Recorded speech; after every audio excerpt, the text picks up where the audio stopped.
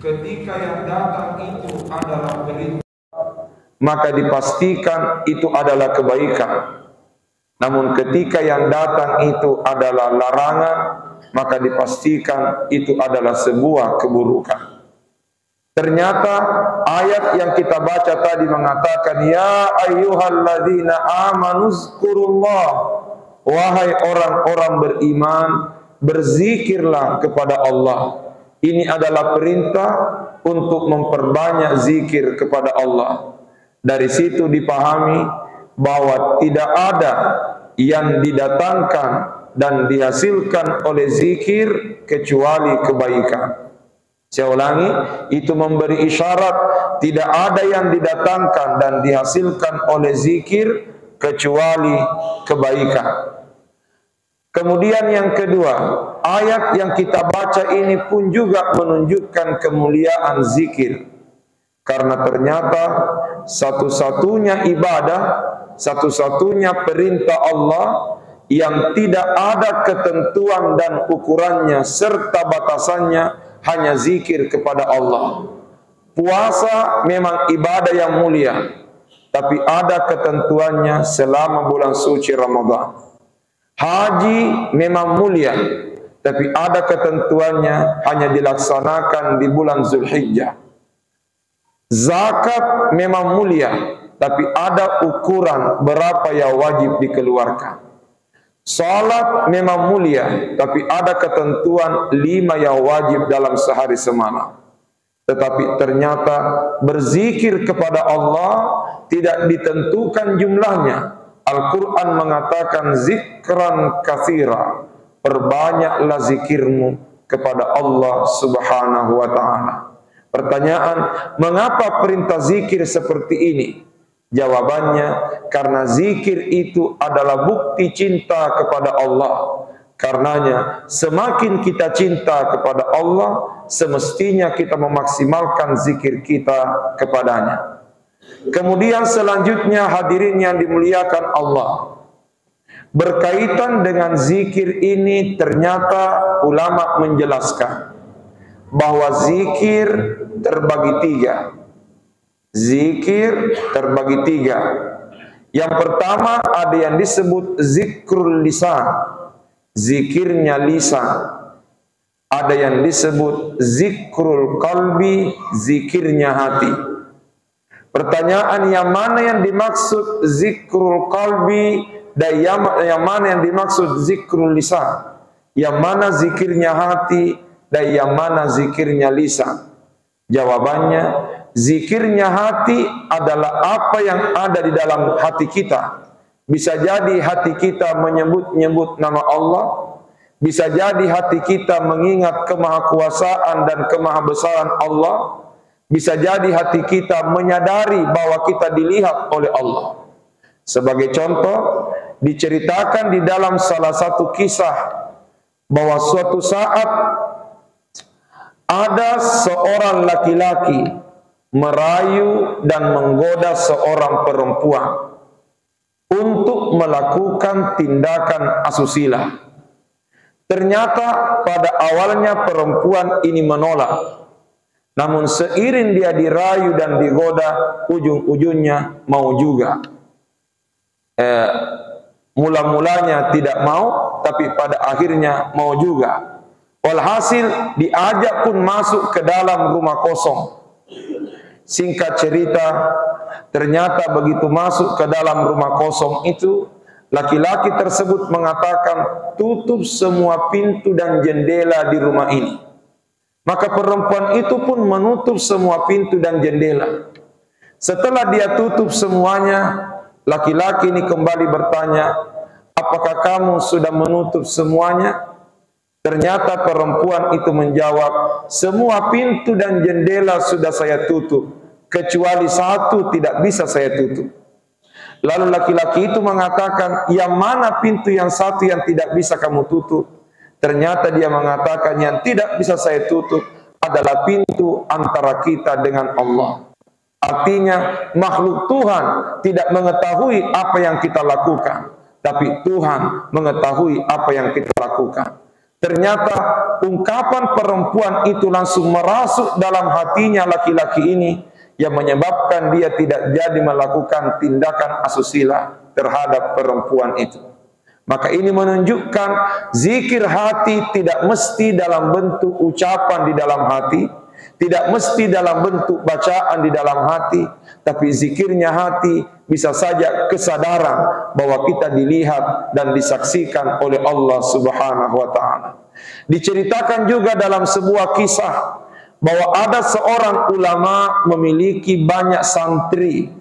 Ternyata dari sekian banyak santrinya, ada salah seorang santri yang sangat diistimewakan, yang membuat santri-santri lain ini cemburu.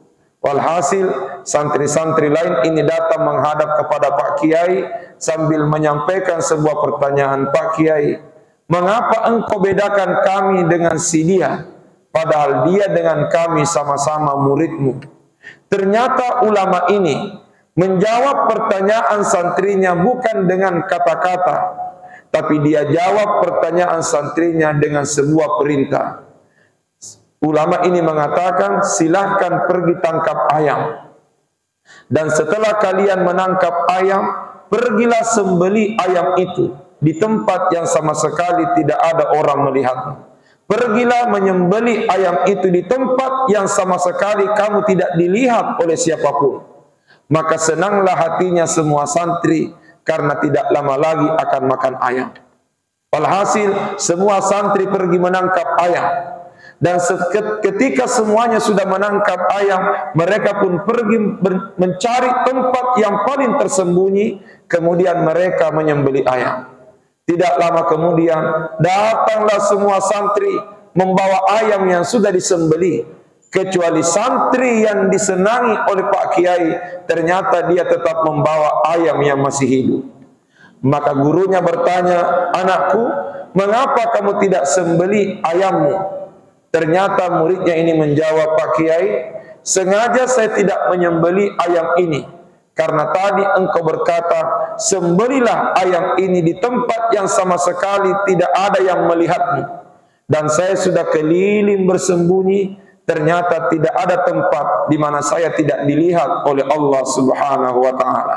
Ini namanya zikrul qalbi, zikirnya hati, kesadaran bahwa kita dilihat oleh Allah Subhanahu wa taala. Mengapa banyak pejabat hari ini yang terkadang bukan hanya harta halal yang dimakan, tapi istilah orang Bugis halala halulu nalulu mana, Pertamax menjadi Pertalite. Mengapa hari ini Pertamax menjadi Pertalite? Dikarenakan karena kesadaran hati jauh dari Allah Subhanahu wa taala. Kemudian selanjutnya yang mana yang disebut dengan zikrul lisan?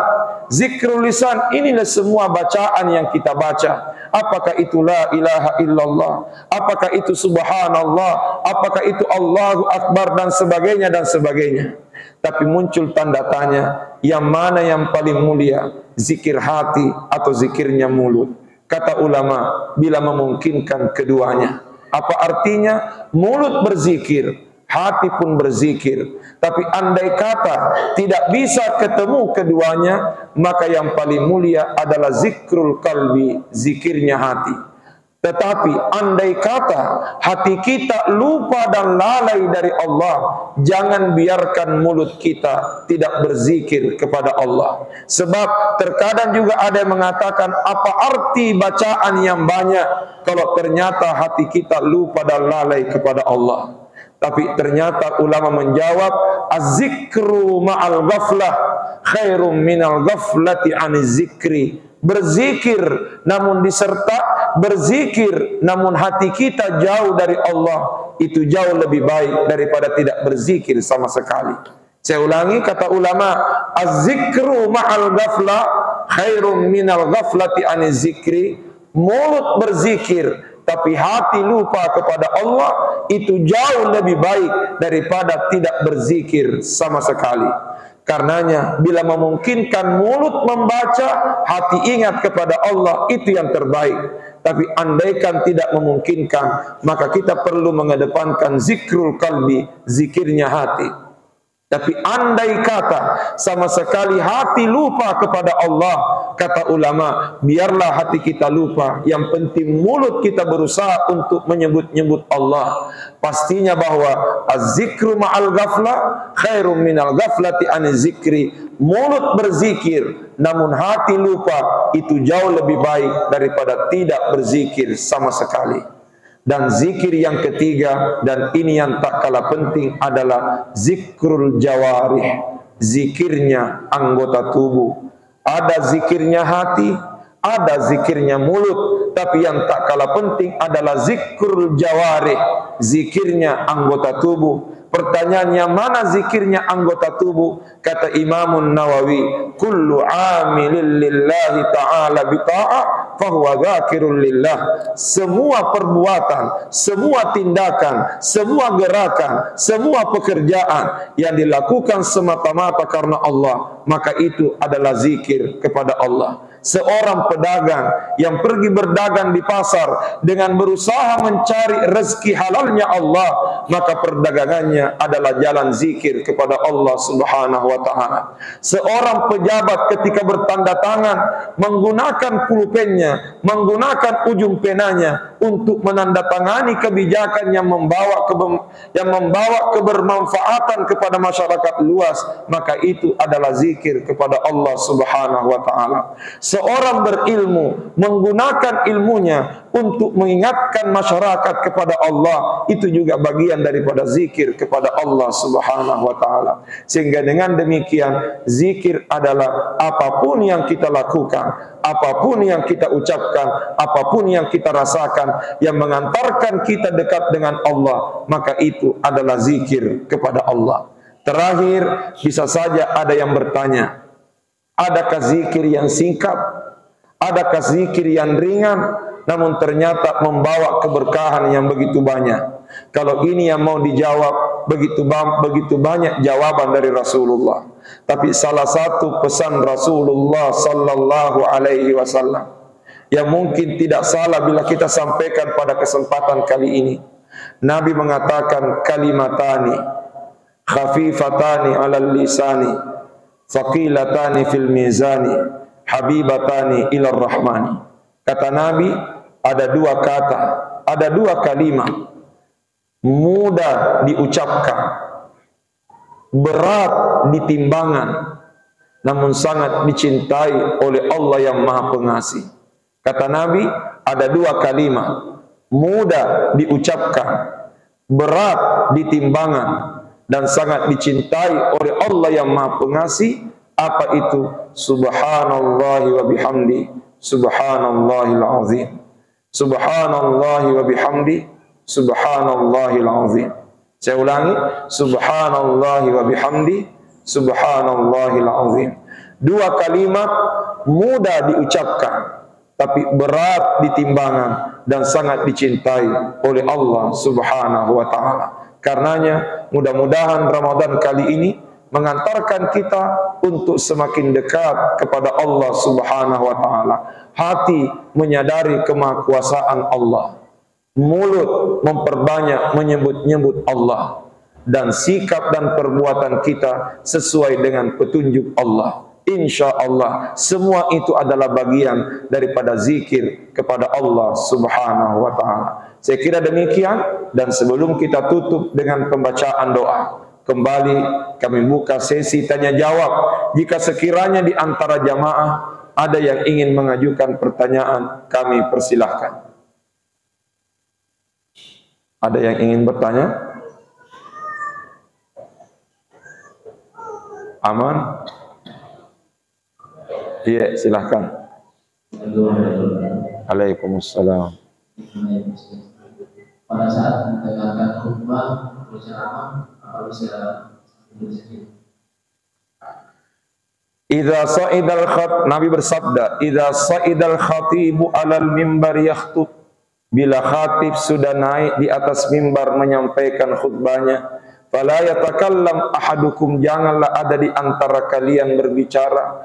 Faman takallama minkum faqad laga, siapa yang berbicara ketika khutbah dikumandangkan, faqad laga, maka sungguh telah sia-sia salat Jumatnya. Sekarang pertanyaan, bolehkah ketika khutbah Jumat dikumandangkan, kita juga berzikir di bawah? Jawabannya, mendengarkan khutbah itu adalah zikir kepada Allah.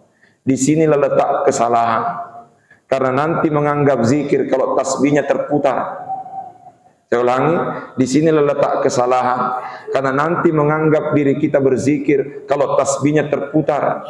Padahal tinggal diam mendengarkan khutbah itu bagian daripada zikir kepada Allah Subhanahu wa taala. Mengapa? Karena ketika khutbah dikumandangkan, waktu itu bukan ibadahnya mulut. Waktu itu bukan ibadahnya mulut, tapi waktu itu ibadahnya mata dan telinga. Apa artinya? Ketika khutbah dikumandangkan, itu adalah waktunya istima', waktunya mendengarkan, bukan waktunya qiraah, bukan waktunya membaca. Seperti itu juga kalau ceramah tarawih, ajak tahu sih nama ceramah tahu namun gue esok mengaji. Jangan sementara orang ceramah lantas kita baca Quran. Mengapa? Waktu itu bukan waktunya membaca, tapi waktu itu adalah waktunya mendengar. Itulah tadi kita katakan bahwa zikir ada zikirnya hati, ada zikirnya mulut, ada zikirnya anggota tubuh. Ketika itulah waktunya telinga berzikir dengan mendengarkan khutbah Jumat. Saya kira demikian. Allahu a'lam. Mungkin masih ada lagi?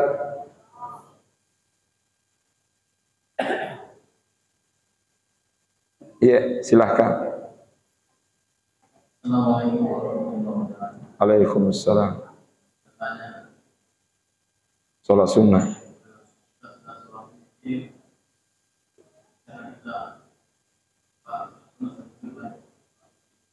Salat sunnah lagi.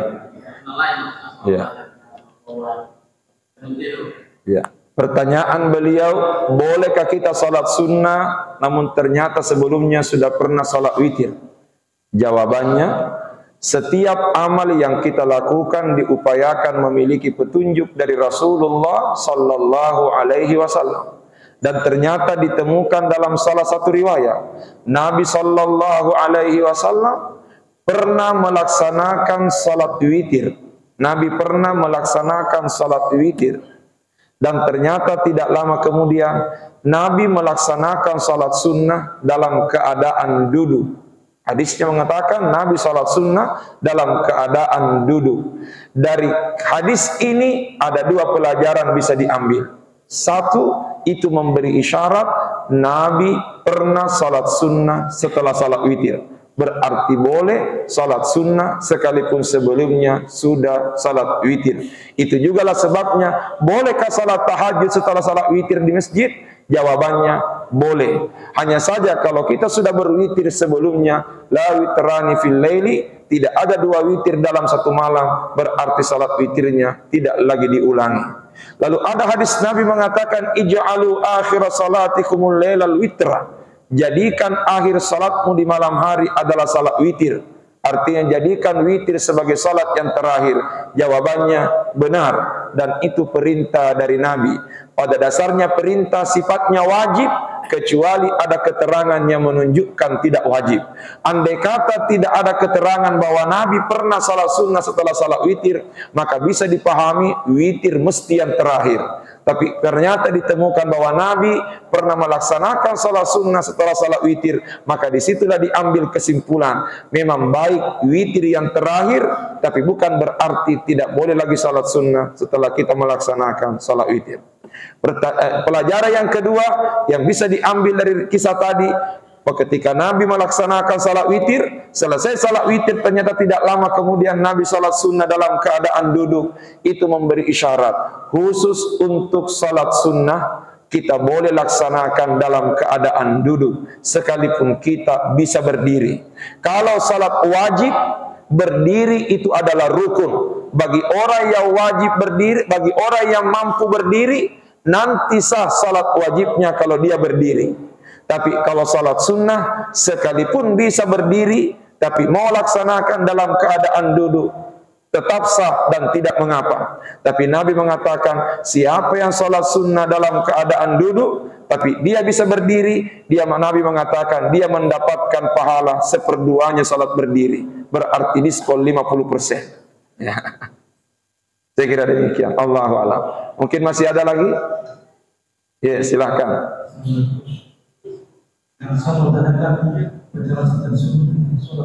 Ya.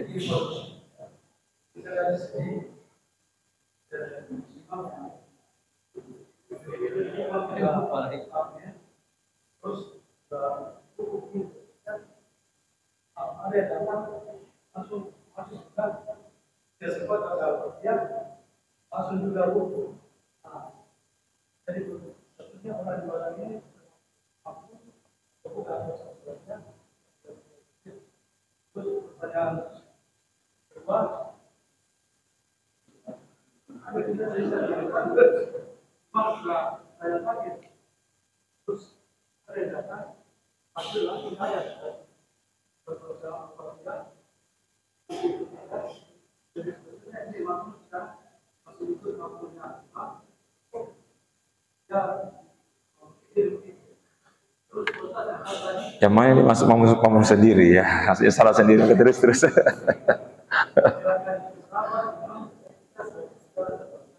Oke. Rasulullah sallallahu alaihi wasallam bersabda, man adraka ruku'an faqad adraka raka'atan. Nabi mengatakan, man adraka ruku'an faqad adraka raka'atan. Siapa yang sempat mendapati rukuknya imam, maka dia mendapati satu rakaat. Artinya apa?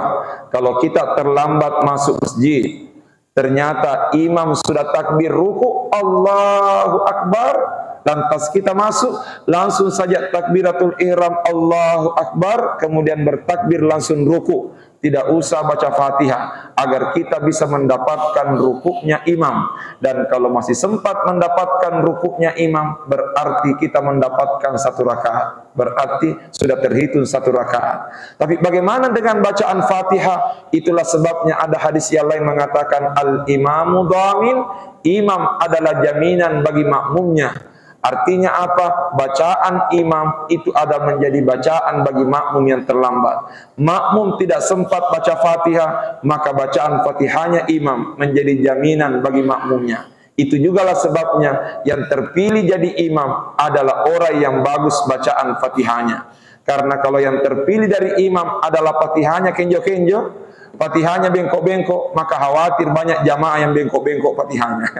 Karenanya al-imamu dhamin, imam adalah jaminan bagi makmum.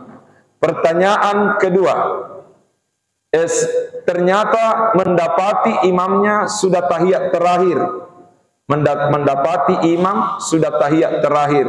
Apa yang dilakukan oleh orang yang baru datang? Oleh orang yang baru datang, satu, langsung takbiratul ihram.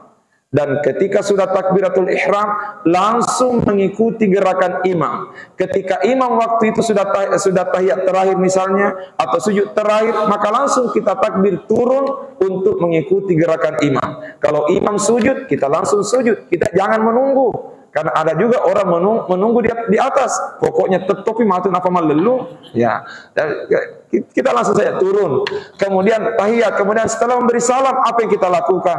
Nabi mengatakan, ikutilah gerakan imam dan apa yang ketinggalan itu yang kamu selesaikan. Artinya apa? Begitu imam selesai memberi salam, kita berdiri untuk menyempurnakan salatnya kita. Pertanyaan ketiga tadi tentang apa? Sudah terjawab. Ya. Jadi seperti itulah dalam praktek pelaksanaan salat berjamaah. Karena mau sedikit pertegas, ada orang masbuk, ternyata bukan masbuk tapi mengejar. Bagaimana maksudnya mengejar? Imamnya sudah sujud, baru dia masuk. Ternyata dia tidak langsung sujud mengikuti imam, tapi dia jalan sendiri dulu mengejar. Oh, nak baca refe, mengejar sampai ketemu gerakan imam. Maka yang begitu bukan masbuk namanya, itu namanya mengejar. Nabi mengajarkan masbuk, Nabi tidak mengajarkan mengejar. Bahkan ada satu hal, Ustaz, ini imam sudah mulai salat. Saya baru berangkat dari rumah. Kalau saya jalan pelan, jalan santai, bisa saja ketinggalan rakaat pertama. Saya bisa dapat rakaat pertama kalau saya lari. Apa yang harus saya lakukan? Kata Nabi, alaikum bis sakinah, wajib bagimu tetap tenang. Artinya apa? Tenang saja. Nabi tidak mengatakan pelan, tenang. Karena ada orang jalan cepat tapi tenang. Ya. Nabi mengatakan alaikum bis sakinah, wajib bagimu untuk tenang. Jangan terlalu berusaha untuk mengejar rakaat pertama sampai kita berlari. Mengapa? Karena khawatir jangan sampai ketika takbiratul ihram kebaikan yang dikejar malah ternyata kita lupa kepada Allah. Kenapa? Karena begitu takbir poso-poso nih, ini susah mengontrol diri. Karenanya kata Nabi alaikum bis sakinah, wajib bagimu untuk tenang. Kenapa? Tetapi ketika lupa kepada Allah, itu adalah persoalan yang besar. Terganggu dalam salat, poso-poso itu bisa mengganggu sepanjang salat, bisa terganggu. Oleh karenanya tenang saja sampai kita mendapati imam. Saya kira demikian. Allahu a'lam. Si ada atau selesai? Oke, insyaallah mudah-mudahan kita semua dirahmati dan diberkahi oleh Allah Subhanahu wa taala. A'udzubillahi minasyaitonir rajim. Bismillahirrahmanirrahim. Alhamdulillahirabbil alamin. Allahumma salli ala sayyidina Muhammad wa ala alihi wa sahbihi wa sallim. Allahumma anfa'na bima 'allamtana wa 'allimna ma yanfa'una warzuqna ilma yanfa'una. Rabbana zidna ilman warzuqna fahma. Subhanaka la ilma lana illa ma 'allamtana innaka antal alimul hakim. Allahumma barik lana fi syahri Ramadan. Allahumma barik lana fi syahri Ramadan wa a'inna fihi 'ala siyam wa ballighna lailatal qadri wa anta radin 'anna ya arhamar rahimin. Rabbana atina fid dunya hasanah wa fil akhirati hasanah wa qina adzabannar. Wa sallallahu ala sayyidina Muhammad wa ala alihi wa sahbihi wa sallam. Subhana rabbika rabbil izzati amma yasifun wa salamun alal mursalin walhamdulillahi rabbil alamin. Assalamualaikum warahmatullahi wabarakatuh.